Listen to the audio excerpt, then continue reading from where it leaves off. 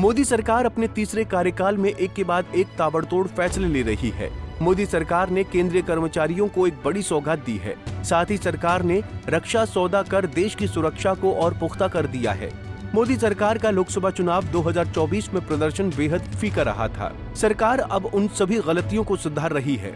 लोकसभा चुनाव में बीजेपी के खराब प्रदर्शन की एक वजह न्यू पेंशन स्कीम यानी NPS रही थी, जिसके जवाब में सरकार ने केंद्रीय कर्मचारियों को 8th पे कमीशन लागू कर और DA यानी कि महंगाई भत्ते में 2% बढ़ोतरी कर उन्हें एक नई सौगात दी है। अब सवाल है कि आखिर मोदी सरकार के इन फैसलों के पीछे क्या प्लान है। बातों को न घुमाते हुए आइए आपको पूरा मामला बताते हैं। दरअसल भारतीय सरकार एक के बाद एक ताबड़तोड़ फैसले ले रही है। भारतीय सेना और वायुसेना की ताकत को और अधिक बढ़ाने के लिए सरकार ने देश के अब तक के सबसे बड़े रक्षा सौदे को मंजूरी दे दी है। इसके अलावा सरकार ने केंद्रीय कर्मचारियों के लिए भी तोहफा दिया है। भारत सरकार के बड़े फैसले। केंद्र सरकार ने रक्षा सौदे के तहत एक बड़ी डील साइन की है। भारत सरकार 62,000 करोड़ रुपए की इस डील के तहत भारतीय सेना और वायुसेना के लिए 156 made in India light combat helicopter प्रचंड की खरीद करेगी। इसके साथ ही सरकार ने केंद्रीय कर्मचारियों के लिए 2% की भी बढ़ोतरी की है। सरकार के इस फैसले से सरकारी कर्मचारियों के वेतन में इजाफा होगा और वो महंगाई से कुछ हद तक राहत पा सकेंगे। महंगाई भत्ते में 2% की वृद्धि के बाद केंद्रीय कर्मचारियों के वेतन में भी वृद्धि होगी।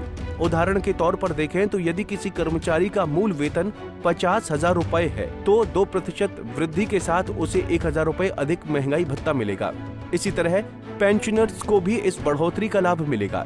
अगर रक्षा सौदे की बात करें तो इस डील से भारत की रक्षा उत्पादन क्षमताओं को मजबूती मिलेगी, स्वदेशी रक्षा उपकरणों के निर्माण को बढ़ावा मिलेगा और हजारों नई नौकरियां पैदा होंगी। जानकारी के मुताबिक इस ऐतिहासिक फैसले को कैबिनेट मंत्री ऑन सिक्योरिटी की बैठक में मंजूरी दी गई। जानकारी के मुताबिक इन सभी हेलीकॉप्टरों का निर्माण कर्नाटक के तुमकुरु प्लांट में किया जाएगा, जिससे भारत के रक्षा उत्पादन क्षेत्र को और अधिक मजबूती मिलेगी। सरकार का मानना है कि इस फैसले से भारत की हथियारों और डिफेंस उपकरणों के आयात पर निर्भरता कम होगी। साथ ही देश के भीतर रक्षा उपकरणों के निर्माण को बढ़ावा मिलेगा, जो कि मेक इन इंडिया और आत्मनिर्भर भारत की पहल को और मजबूती प्रदान करेगा। पीएम मोदी ने बिहार को लेकर भी कई परियोजनाओं को हरी झंडी दी है। ऐसे में बिहार को मिली ये सौगातें बिहार के विकास के लिए अहम होंगी। पीएम मोदी ने अपने सोशल मीडिया अकाउंट पर पोस्ट करते हुए लिखा कि बिहार के चौतरफा विकास के लिए हम संकल्पबद्ध हैं। इसी कड़ी में आज प्रधानमंत्री कृषि सिंचाई योजना के तहत Kosi Mechi इंस्ट्रा state link project को मंजूरी दी गई है। इससे जहां एक बड़े क्षेत्र में सिंचाई के लिए पानी मिलेगा, वहीं किसान भाई बहनों की आय भी बढ़ेगी। बहरहाल बिहार में कुछ समय बाद विधानसभा के चुनाव होने हैं। ऐसे में कई राजनीतिक पंडितों का मानना है कि सरकार की ये सौगातें चुनाव के लिए एक जुमला है। बिहार में चुनावी तारीखों के ऐलान से पहले ही राजनीतिक दलों ने अपनी अपनी दांव चलना शुरू कर दिया है। ऐसे में बिहार चुनाव जितना बाहर से आसान दिखता है, हकीकत में उतना आसान है नहीं। बिहार में 243 विधानसभा सीटों पर चुनाव होने हैं और बिहार में हर सीट का अपना अलग महत्व है। ऐसे में बिहार की सभी 243 सीटों का समीकरण समझना टेढ़ी उंगली से घी निकालने के बराबर जितना मुश्किल है।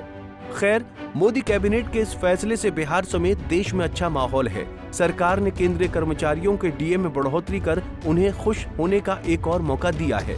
अब सरकार के इस फैसले से आगे उन्हें क्या फायदा और क्या नुकसान होता है, ये तो समय बताएगा। लेकिन इन सभी बातों में एक बात तो तय है कि इन दोनों ही मुद्दों पर विपक्ष सरकार को जरूर घेरेगी। Bureau report, Punjab Kesari TV. हमसे जुड़े रहने के लिए हमारे YouTube चैनल को सब्सक्राइब करें और नई वीडियो की नोटिफिकेशन के लिए बेल आइकॉन को दबाएं।